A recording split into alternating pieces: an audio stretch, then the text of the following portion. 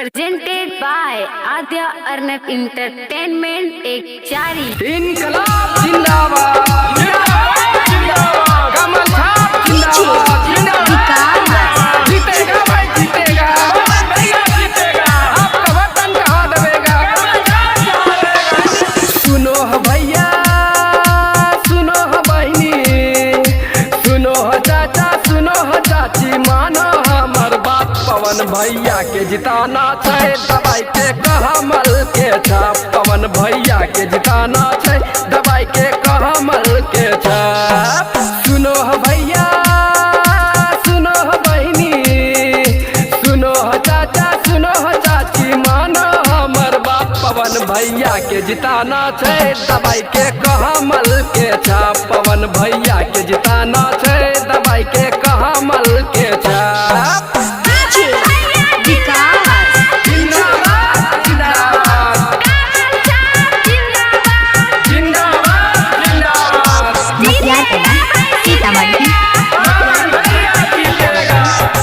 पढ़ल लिखल शिक्षित युवा उम्मीदवार छै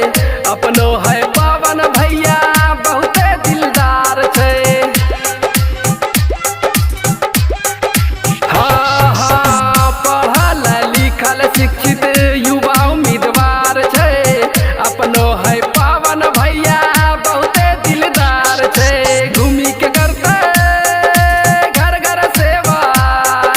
घूमी के करते घर घर सेवा दिहो पवन के साथ पवन भैया के जिताना छै दबाई के कहमल के छाप पवन भैया के जिताना छै दबाई के कहमल के छाप एनडीए गठबंधन जिंदाबाद जिंदाबाद जिंदाबाद पवन भैया जिंदाबाद जिंदाबाद जिंदाबाद भारतीय जनता पार्टी जिंदाबाद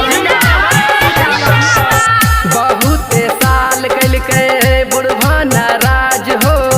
कहल गाँव प्रखंड में नहीं कलके विकास हो हाँ अब की बार मौका छै हुआ नहीं निराश हो पवन भैया के जिताबो होते विकास हो सच कहै छी मानिल बतिया सच कहै छी मानिल बतिया दिहो पवन के साथ पवन भैया के जिताना छै दबाई के कहमल के छाप पवन भैया के जिताना छै दबाई के कहमल के छाप जिंदाबाद जिंदाबाद पवन भैया जीतेगा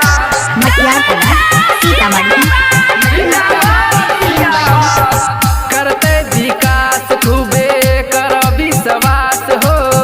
जनता के पवन भैया सुनते आवाज हो